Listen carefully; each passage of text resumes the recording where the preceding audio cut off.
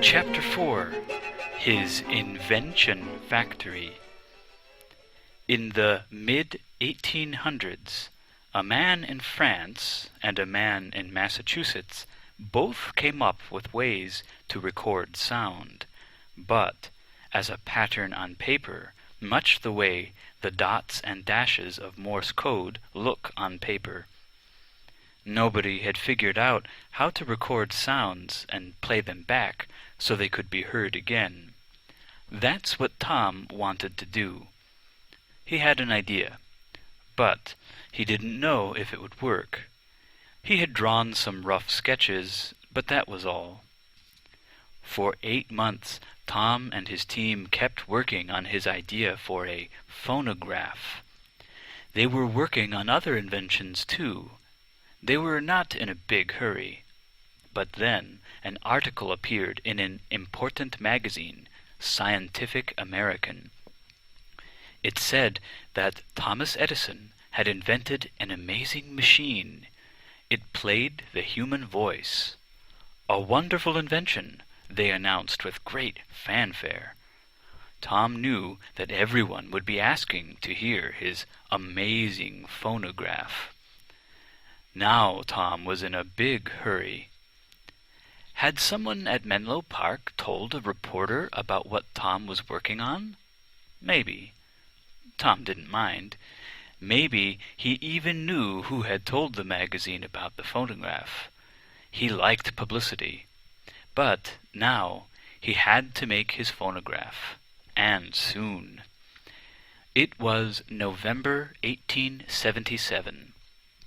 Tom sat down and did another rough sketch.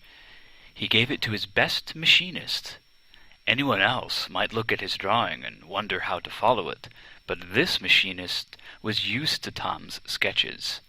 A week later, he came back with a model. The model had a long screw with a handle at one end. The screw ran through the middle of a metal cylinder wrapped in tin foil.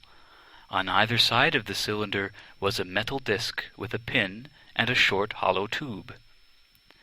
Tom leaned toward the machine, turned the handle, and spoke into one of the tubes as the cylinder moved along the screw. Mary had a little lamb, its fleece was white as snow, and everywhere that Mary went, the lamb was sure to go. The sound of Tom's voice made the metal disc with the pin vibrate and scratch a sound pattern on the tinfoil. When he stopped speaking, Tom pulled the pin away from the cylinder. He turned the handle in the opposite direction and moved the cylinder back to where it had been. He put the pin on the other side against the cylinder. Now was the big moment. Tom turned the handle again.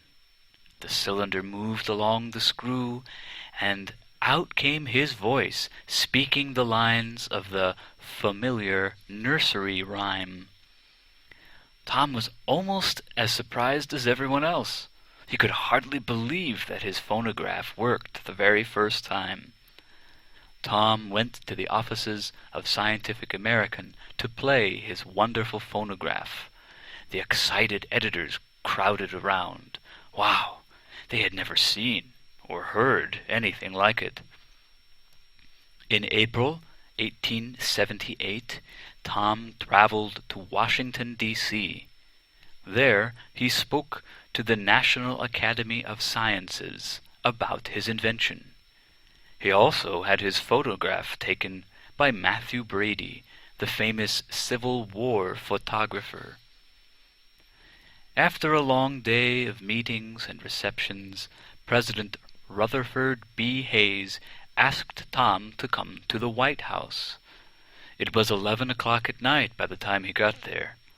The president was so impressed with Tom's phonograph that he made Mrs. Hayes get out of bed to hear it. At first, Tom thought companies would use his phonograph in business.